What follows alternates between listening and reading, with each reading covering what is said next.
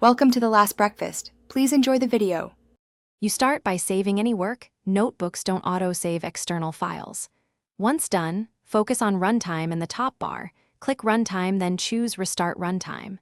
This is the only complete restart that clears Python state, releases GPUs, and forces a fresh session. Make sure to save important outputs before confirming, because variables and mounts are wiped. Restarting ensures a clean environment, so you can eliminate hidden state issues or memory leaks before running cells again. Once you confirm the restart, the VM process is terminated and a new session starts. This is why you must remount drive and reinitialize environment steps. Wait until the top right status shows connected or idle before running cells. Then, rerun setup cells in order: pip installs, imports, and any auth or drive. Mount commands. This restores packages and credentials in the fresh process. Doing this prevents version mismatches or stale modules from affecting results.